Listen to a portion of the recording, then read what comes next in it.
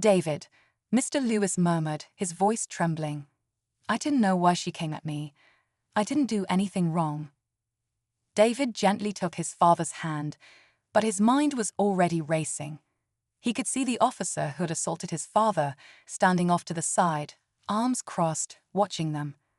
She was younger than he expected, maybe in her 20s, with short brown hair and an attitude that screamed arrogance.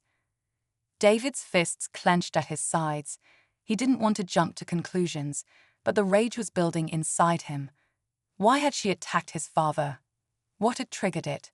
Had she been trained to de-escalate situations, or had she let her biases cloud her judgment? The officer avoided eye contact with David, her gaze darting nervously toward the other officers, who were pretending not to notice the tension building in the air. But David wasn't going to let this slide, not for a second. You, David's voice rang out. The officer flinched as if struck. What the hell do you think you're doing? You hurt my father. The officer opened her mouth, but no words came out. Instead, she glanced around, clearly panicking. David wasn't sure what he expected from her, but her silence spoke volumes. This wasn't an isolated incident. Something deeper was going on here, something that couldn't be swept under the rug. But before he could press further, a senior officer stepped forward, his face grim. Captain, he said quietly, we're going to need to take her statement. David's anger flared. You mean we're going to need to protect her, don't you? He retorted, his eyes locked onto the officers. This won't go away, not like everything else. The senior officer didn't respond, but he didn't need to. David could see it in his eyes. This was bigger than they wanted it to be. David stood there, seething with a mix of anger and disbelief. The officer who had attacked his father was now standing with her arms crossed, a blank look on her face, as if she was waiting for the storm to pass. But David wasn't going to let this go. Not now, not ever. His father had spent a lifetime teaching him about respect, dignity, and how to stand up for what was right. But now it felt like those lessons were being tested in ways he hadn't anticipated.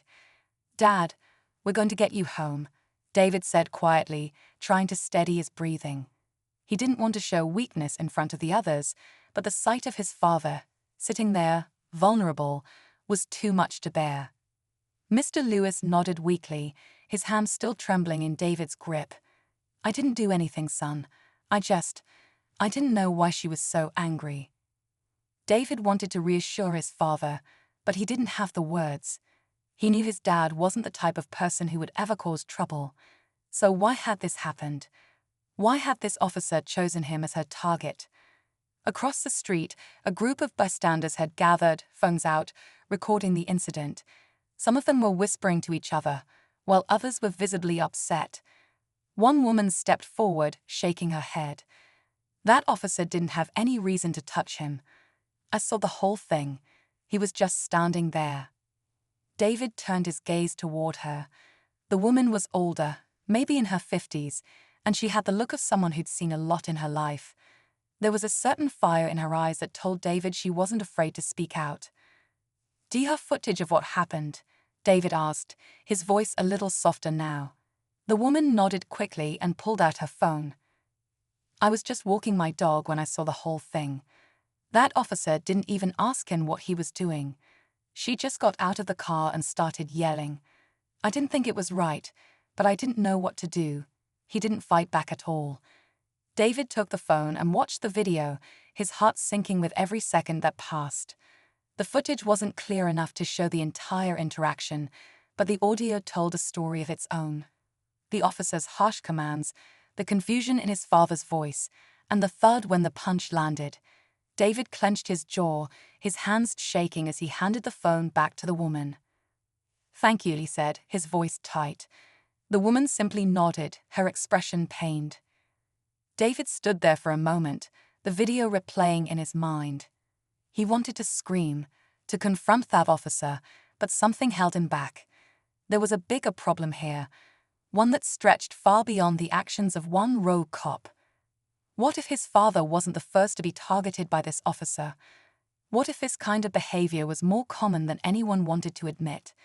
David had spent his life in law enforcement, But even he had trouble trusting the system. He knew it wasn't always fair, especially for people like his father. His thoughts were interrupted by the senior officer from earlier, who was now stepping up beside him.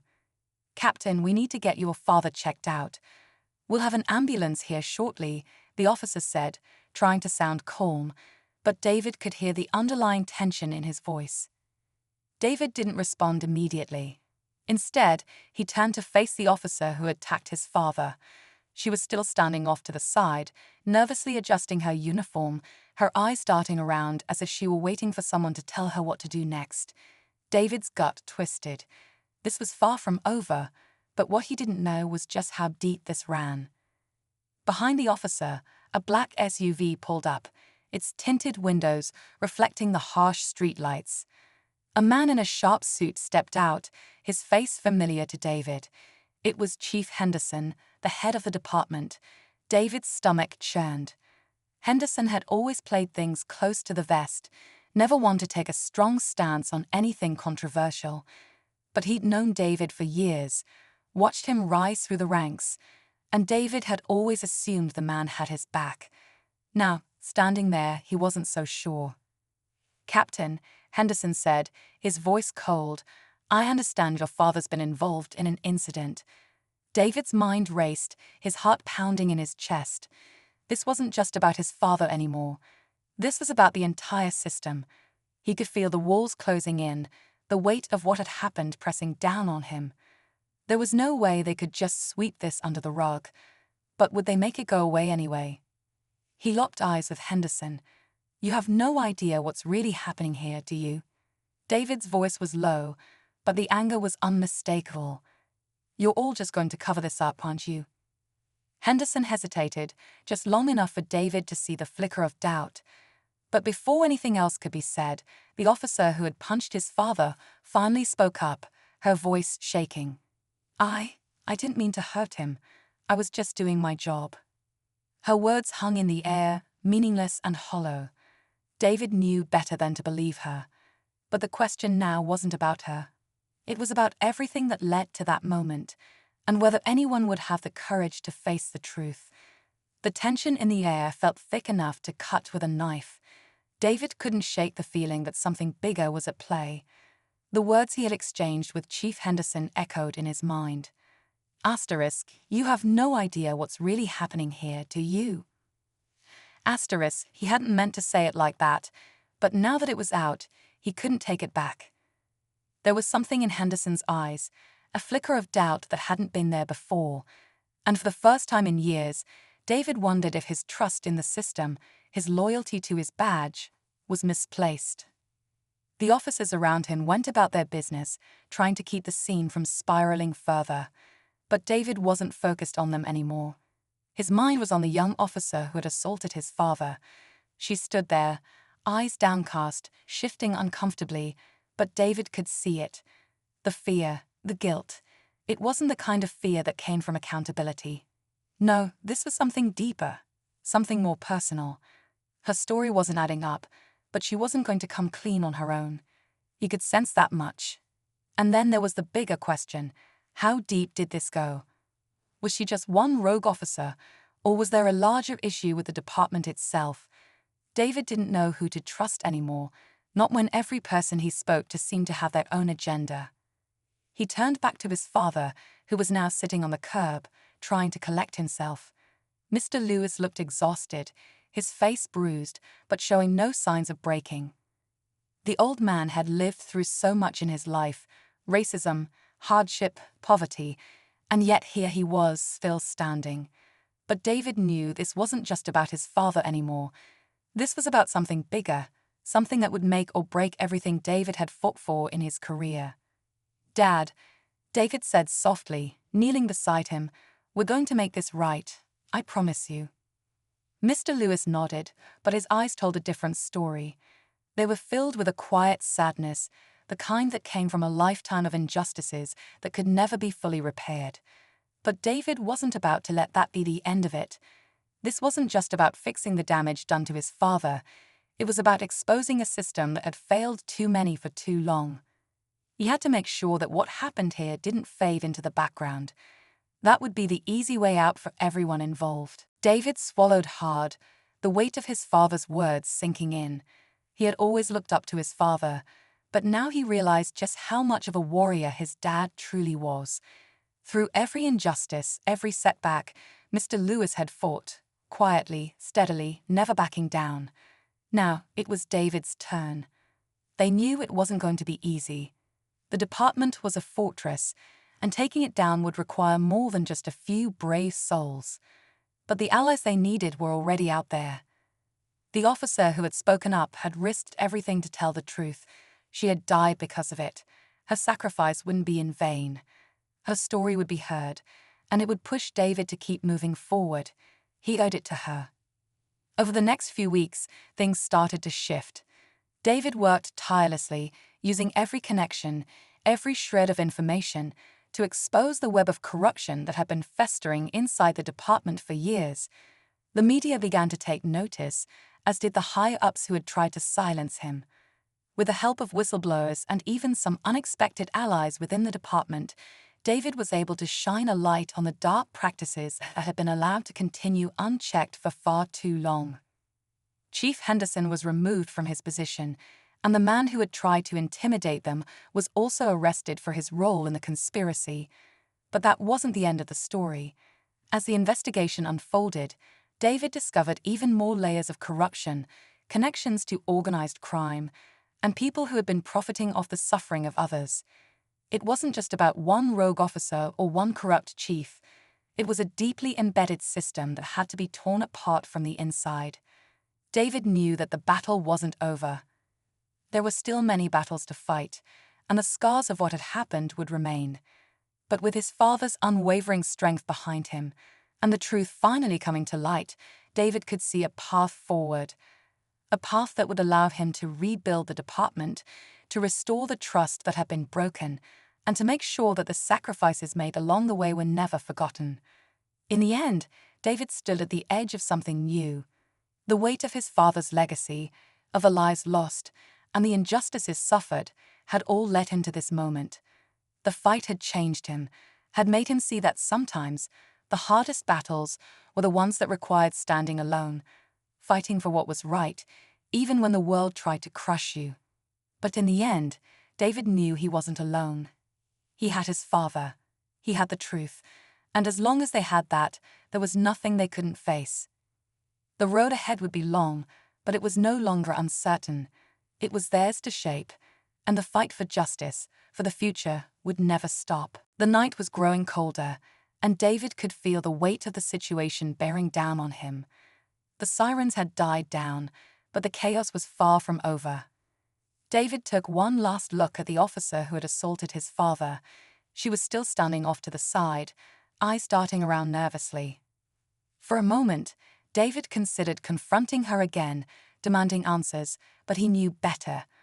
There were too many eyes on them now. If he pushed too hard, if he made the wrong move, it could all come crashing down. Just as David was about to step away, Chief Henderson approached him again, this time with a more serious expression. "Captain, I need you to come with me," he said, his tone tight and professional. But David wasn't fooled. There was something off about the way Henderson was acting, as if he was hiding something. David followed the chief without saying a word, his mind racing with possibilities. They stopped a few feet away from the others, out of earshot. Henderson glanced over his shoulder to make sure no one was listening before speaking in a low voice. "I don't think you understand the gravity of this situation, David. You need to be careful." David's pulse quickened. "What do you mean? My father was assaulted. We have video evidence. You can't just cover this up." Henderson's eyes flicked nervously. "It's not that simple. You don't know who you're dealing with. This isn't just about one officer or one bad decision. There are things happening within the department, things I'm not in a position to explain right now.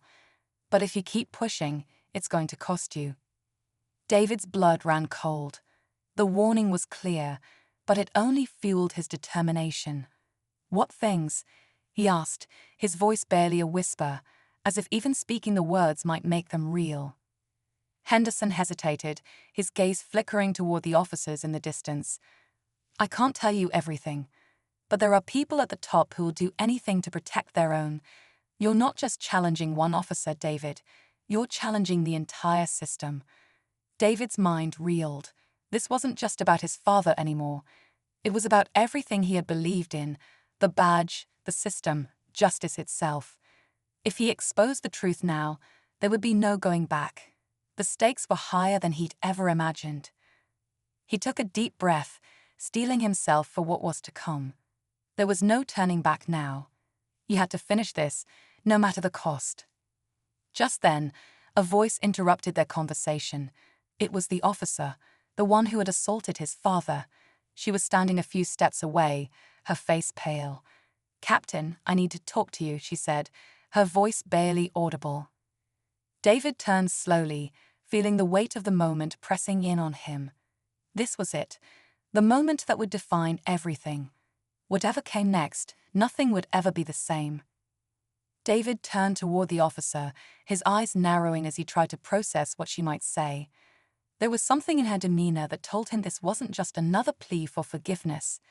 She was tense, almost as if she were carrying a burden too heavy to bear. The air between them thickened as she shifted uneasily on her feet, clearly hesitant. I have to tell you something," she said, her voice trembling. David could feel his heart race. This was the moment he had been waiting for, the one piece of the puzzle that could change everything. He stepped closer, trying to hide the urgency in his tone. "What is it?" The officer glanced around nervously, her eyes darting toward the group of officers a few yards away.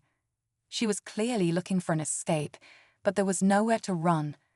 David took a step forward, his voice quiet but firm. "You've got to speak up now. What happened? Why did you do it?" For a moment, the officer said nothing, her breath shallow as she stood frozen. But then she spoke, her voice barely above a whisper. "I wasn't supposed to be the one.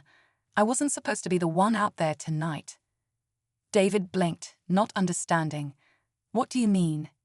I didn't know who he was," she continued, her voice shaking more with every word. "I didn't know what I was getting into. I was just following orders." David's mind went into overdrive. "Orders from who?" he demanded, leaning in closer. Her eyes darted around again, her lips trembling. "I can't say. But someone above me, someone high up in the department, they knew who he was. They knew his son was a captain." Her voice faltered, but she pushed forward. "They told me to keep him in check. They said to make sure he didn't talk to anyone." David's stomach dropped. This wasn't just an isolated incident. This was something bigger, much bigger than he had ever imagined. The officer's words were a bombshell, but she wasn't done.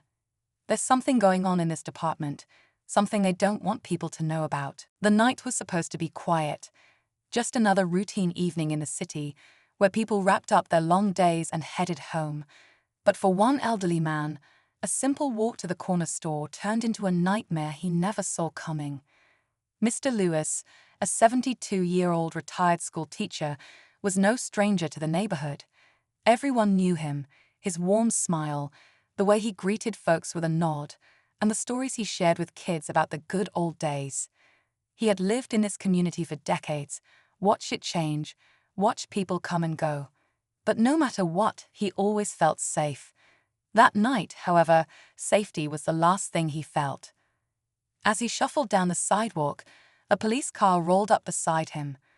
The officer inside, young, white, and with a hardened stare, didn't see Mr. Lewis as a man, as a human being. She saw something else, something she was ready to confront. Without warning, she threw open her door and stepped out. Her voice was sharp, cutting through the stillness of the night. "Hey, what are you doing out here?" Mr. Lewis stopped, confused. He turned slowly, his hands instinctively open at his sides. "Just heading to the store, officer," he said calmly. "Is something wrong?" She didn't answer right away. Instead, she studied him, her hand resting on her belt. Maybe she saw the old hoodie he was wearing. Maybe she noticed his dark skin and decided that was enough. Whatever it was, something in her eyes shifted. "Don't play games with me," she snapped. I said, "What are you doing here?" Mr. Lewis, ever patient, tried again. "Ma'am, I live just down the block. I'm just grabbing some milk." But patience wasn't what she was looking for. In a matter of seconds, she was on him. Shoving, accusing. The next thing he knew, her fist connected with his chest. The shock of it took his breath away. People across the street stopped, their eyes wide. A few reached for their phones. Mr. Lewis staggered but didn't fall. He looked up at her, pain and disbelief in his eyes. "Why are you doing this?" he asked, his voice barely above a whisper. She didn't answer. Maybe she didn't have one. Maybe she didn't care. But what she didn't know, what she couldn't have known, was that Mr. Lewis had a son, and his son wasn't just anyone. Just a few miles away, Police Captain David Lewis was finishing up his shift when his phone buzzed. A number he didn't recognize, a shaky voice on the other end. "Captain, you need to come quick. It's your father." His blood ran cold. He grabbed his keys and ran for the door. What happened next would change everything. David Lewis had always respected the badge, even when it weighed heavily on his shoulders. Growing up, he'd seen the world through a different lens. His father, a quiet man of principle, had taught him that respect and kindness were earned, not demanded. David never forgot those lessons, but he had also learned the harsh realities of policing. The endless reports, the difficult choices, and the unspoken divisions in the system. It wasn't easy to find balance when your job was to protect and serve in a world that sometimes made it feel impossible. But now, as he sped toward his father's neighborhood, the weight of his badge felt more suffocating than ever. His heart raced, his mind spun. How could something like this happen? His father, a beloved figure in the community, a man who had never caused a stir. Yet here he was, caught in a situation he never should have been in. David had no idea what he was walking into, but he knew he had to act quickly. As he pulled into the neighborhood, he could see the flashing lights of squad cars. A crowd had gathered near the corner where his father had been. Murmurs floated through the air like whispers of something dark, something sinister. David's pulse quickened. He jumped out of his car and made his way toward the scene, his badge clipped to his belt, but almost feeling like a target. "Captain, you need to stand back," one of the officers said as David approached. David didn't pause. He pushed through the officer's hand and kept walking. The officer had no idea who he was dealing with. "Where's my father?" he asked sharply. The officer hesitated, his eyes flicking nervously between David and the scene unfolding. "He's over there, sir," the officer said, pointing to a bench under a streetlight where an elderly man sat.